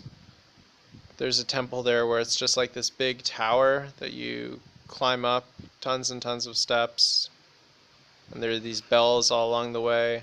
Then you get to the top, and I was like, no money, no money. And this guy, he gave me this bracelet that I wore for a while. I cut it off, and then he also, I think, painted on my forehead, and then was asking for money. I'm like, no money, so I leave. Yeah. And yeah, I mean, that's that. Then after that was the next day where I met the man who told me about the God Forest. And outside the God Forest, there's a lot of people that were just meditating by these trees there in this little area. Rishikesh is where yoga came from. Tons of yoga retreats there, tons of Israelis staying in Swish Cottage, and tons of spiritual people. But it's very Indian there. In India, okay, so India in general. India is very Indian. There's nothing. The only really Western chains and stuff you'll see, and there's one area in Delhi where there's these, Adidas stores and stuff, and then there's one. I imagine one area in Mumbai, but in India in general, you don't see any of these places. Even, McDonald's or 7-Eleven, none of that.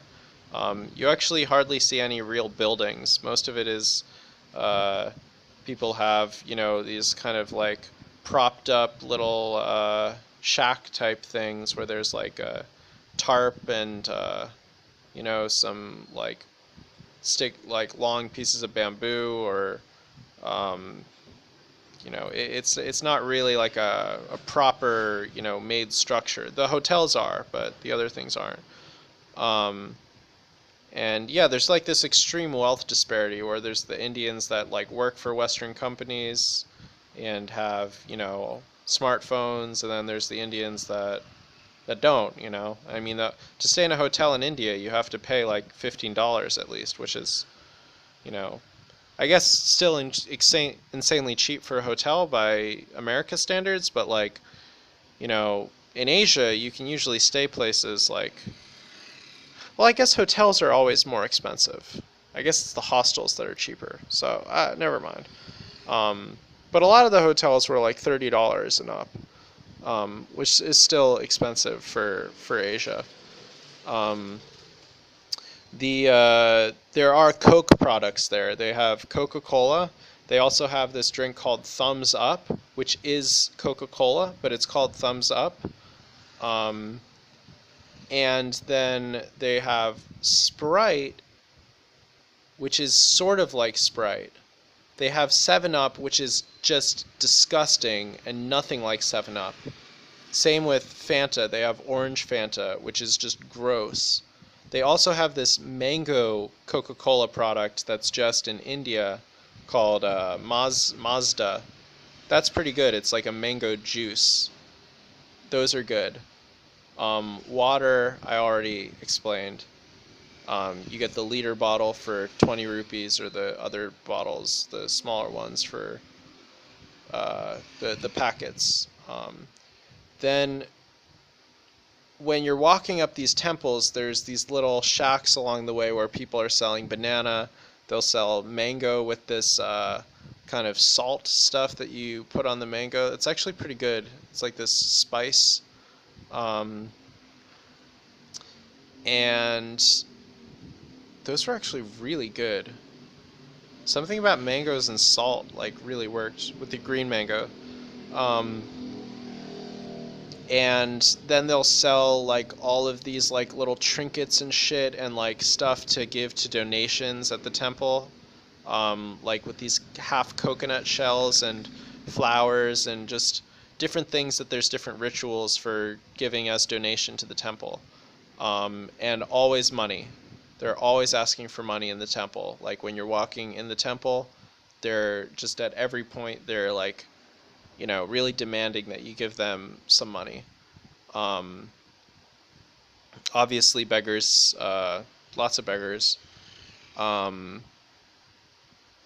and I would give a lot of money to beggars. Well, the thing was, I gave money to a kid once, and then this guy, and I didn't feel right. And this guy was telling me that, like, yeah, you shouldn't do that because the school is free there, and these kids, like, some find that they can make more money by not going to school. And I mean, like, also that, like, this kid was, like, hobbling around, like he couldn't walk, but then, like, he gets the money and then he runs off. So it's like, these kids, I'm sure are in extreme poverty, but also go to school, and like they give you lunch at school and stuff, so for free. That's what he was saying. But I heard at other places that you have to pay to go to school. Same in Indonesia. I heard different things about whether school was free or not for kids. So I think it may depend on the area, or maybe he had dated information. But like if someone's elderly or if someone's physically disabled, like I'll give money, just generally, or if it's really fucking cold outside. I mean, that didn't apply to India, but um uh other facts about India. The tea there is uh they call chai tea. So if you ever get tea, it's going to be chai.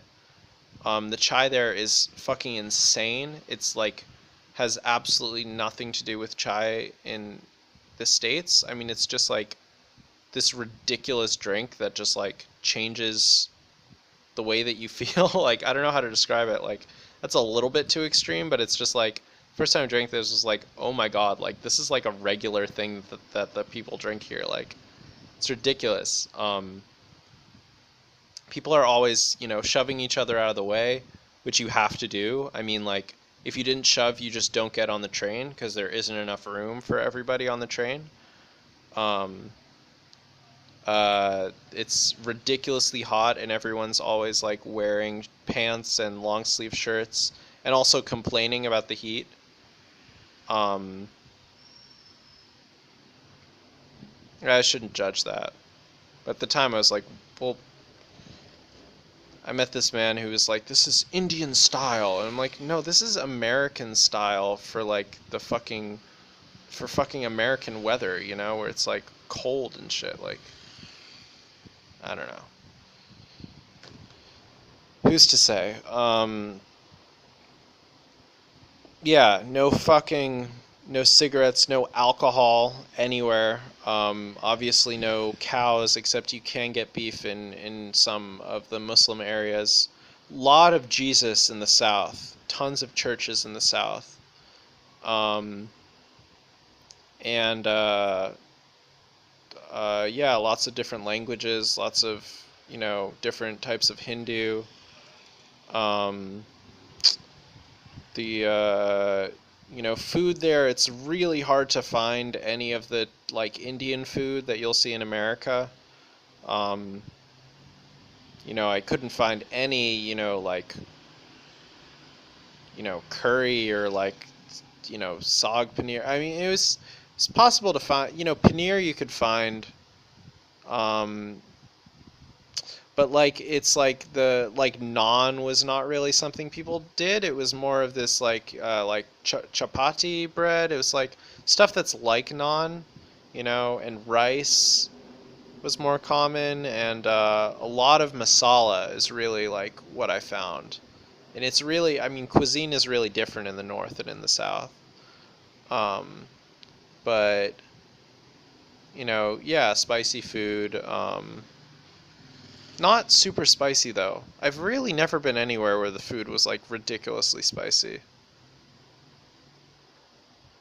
So yeah. Um, to me though. And trash, uh, trains, um, Garbage smell. Fucking beautiful. The most beautiful country I've ever seen. From like looking out the train window. When I was riding on the train. The women's clothing is absolutely beautiful. A lot of the men are really attractive. The accent is not like an Indian accent in America. It's just they speak English there and have a huge vocabulary. I mean, they just speak English, but it's indecipherable for the most part because the accent is so strong.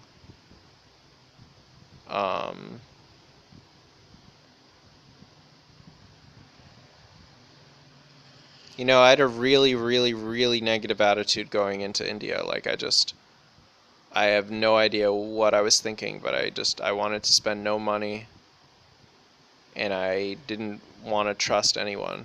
So I don't know what I was expecting.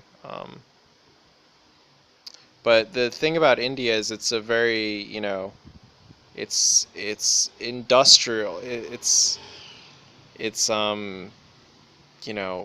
like,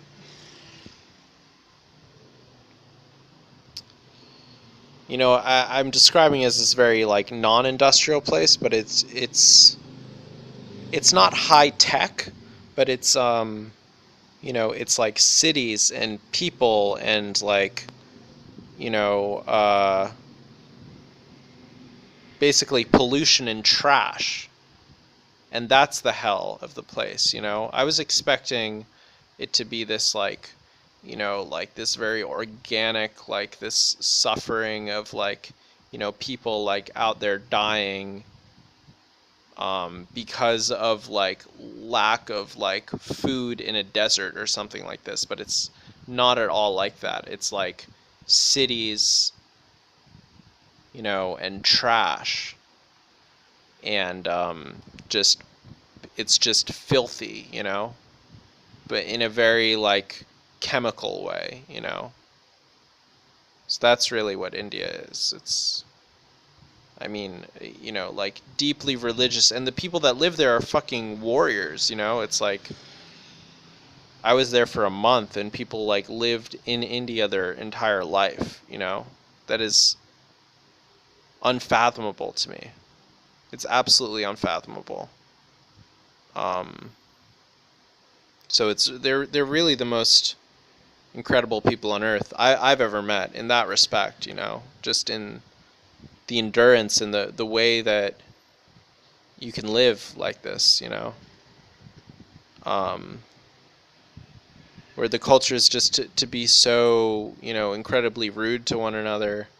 I mean, I'm in fucking Thailand right now. Like, it's like, just like, talk about opposites. Like, you know, um, just the way, people treat like waiters, like even like really cool people I'd meet, still like, they're like holding their glass out to the waiter and like looking away from them and just, demanding things. And it's like, this is just, just human behavior is so different. I don't know.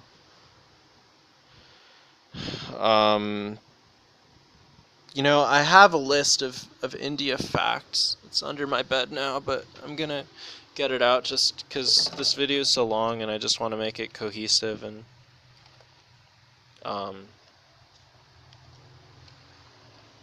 one second.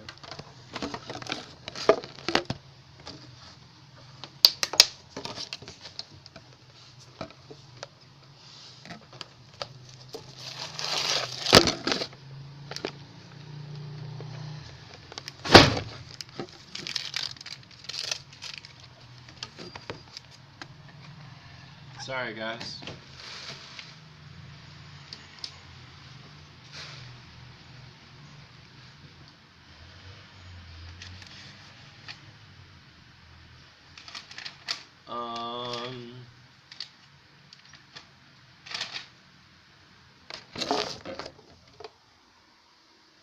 We'll do it live. Fuck it.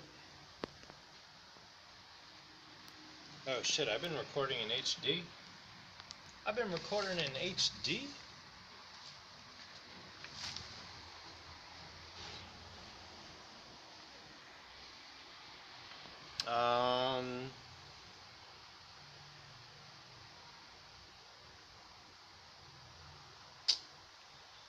Where's the start of this?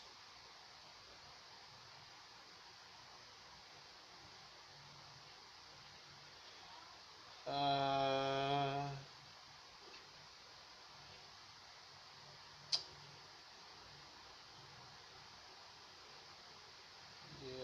Oh yeah, there was a guy once selling food that like literally had his feet in the food.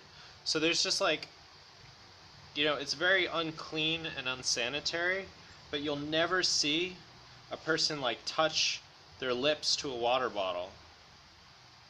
Everyone skies drinks there.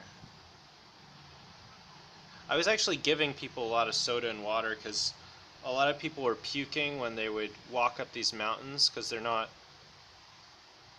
I mean, just the people I met like weren't doing this kind of intense physical activity and then are just suddenly like doing an enormous hike.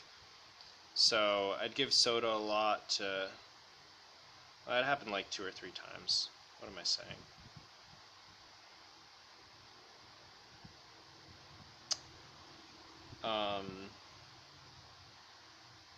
It is not fun.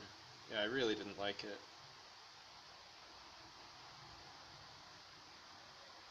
But I had a horrible attitude, so I was also alone.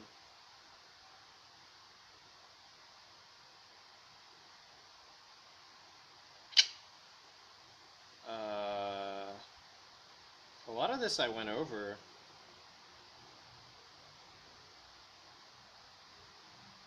Oh yeah, I stopped wearing, right, when my shoes got stolen. I mean, obviously, I just wasn't wearing shoes that whole time on the train ride or when I was in Delhi or walking through Agra.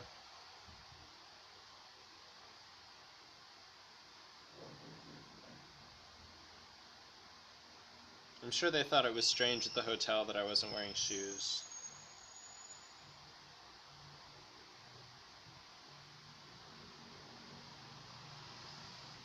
Um,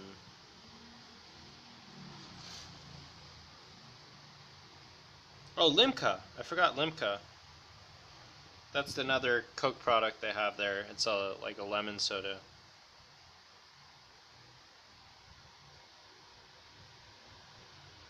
Um, Hinduism is weird. God. Taj Mahal is worse than the Chinati Foundation. See, I'm kind of, well, no, I don't know.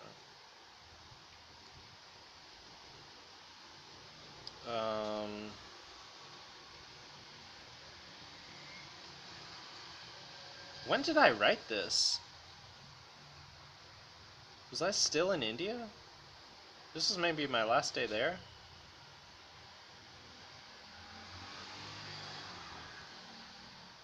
Maybe I finished writing this and then I decided to leave. Sorry guys, this part of the video is so boring.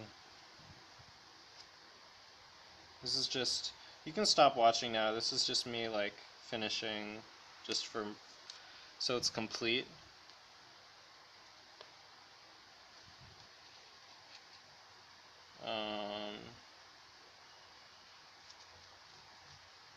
I got a chemical burn on my face from having masala dry on it. I forgot about that. Fun stuff.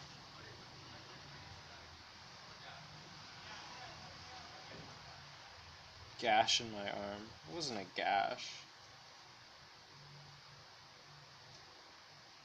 Oh my god.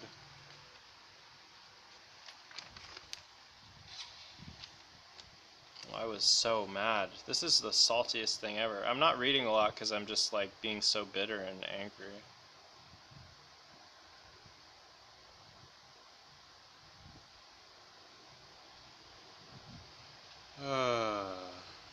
They're more rude to each other than foreigners, that's true.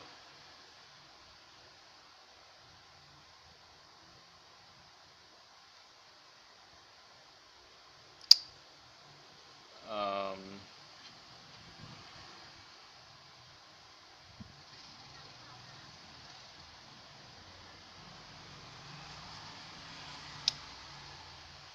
I couldn't find where to find live music.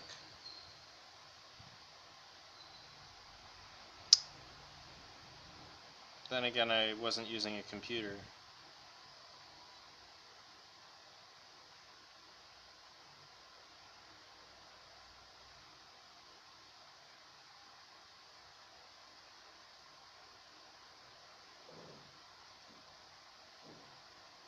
Oh my god, I said I fantasize about going to every other country on earth. There is no reward. I don't feel grateful because Indians are poor and many hungry. I feel grateful because traveling alone here sucks. You guys want to know some real shit?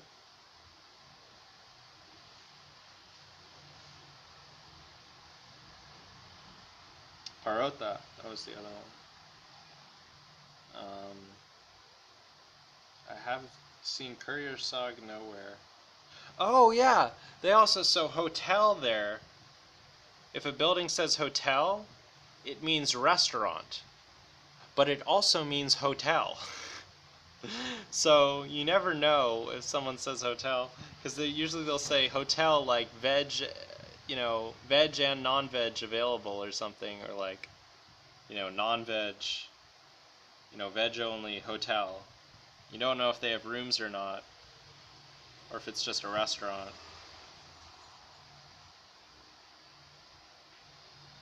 Ah, God. There are also many horses there. That's true. Can't forget about the horses.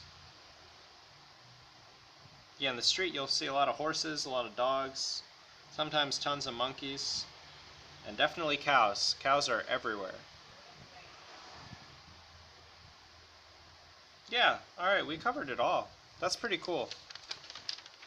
Because usually I just talk about these things in list format, but here it actually got covered just by telling the stories.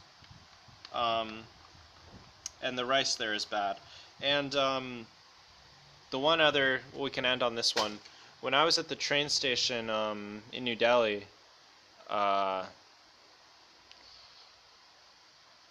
also, when was I at the train station in New Delhi? Because I wasn't going to Haridwar because I missed that one. Maybe it was when I was trying to go to Haridwar and I missed that train and I was waiting.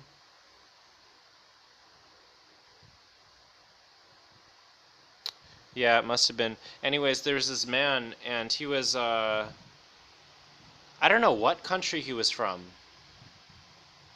He looks like he could have been Armenian. I'm really not sure. But he was very pale and he had these very pale eyes. And I just was never so certain in my life that someone was like not on my team, like not on my side. And he was just like, he thought it was really funny that I didn't speak Hindi. And then he had like friends come over and then like they were just like saying stuff to me and like thought it was so funny I didn't understand them. Anyways, yeah. I don't know how to end this. We'll hit 2 and then that'll be that. Um,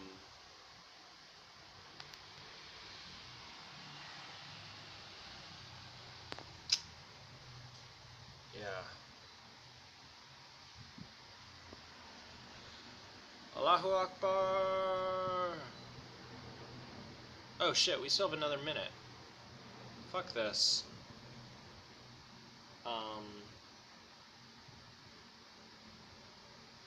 I don't know. I already said everything.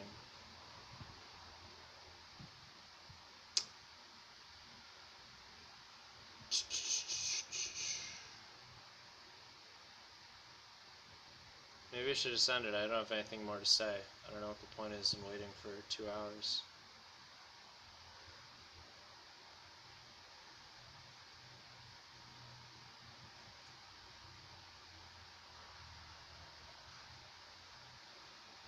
Oh, okay. Yeah, I was just thinking about all the things that have come from India in general.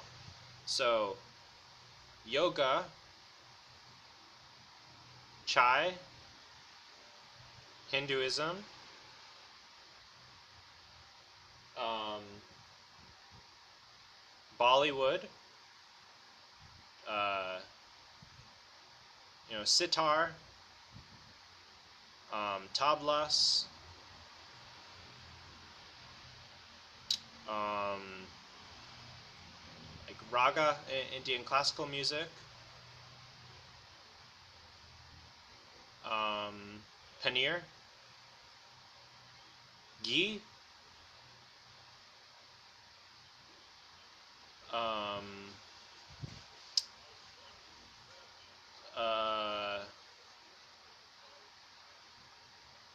I guess Indian clothing. There's another big one, like that India. Oh, like jasmine, like Darjeeling, just like these other teas. Darjeeling. Jasmine is a big Indian thing. Curry. The tikka masala. Naan.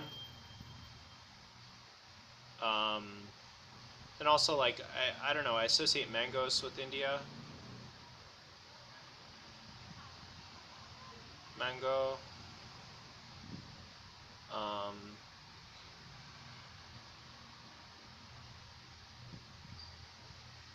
and Indian.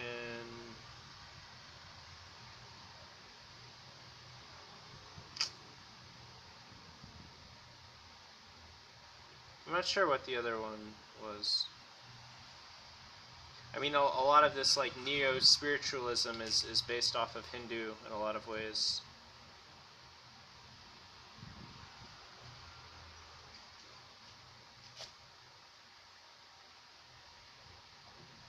Yeah, I don't remember. I think there were more. Just it felt like there was just so many things that sort of like come from India. I didn't necessarily realize like all these cultural things and all these things that I didn't really experience when I was there, but are definitely Indian. I think yoga is the big one people forget about, and like ghee and just so many different kinds of food. Oh, also lassis. Lassis, huge there. Yeah, I had one or two of those. Um, yeah, a lot of food, a lot of drinks.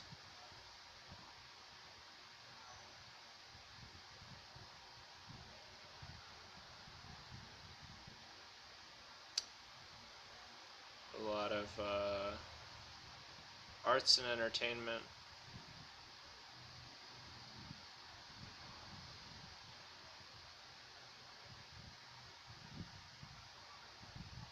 Yeah, good shit.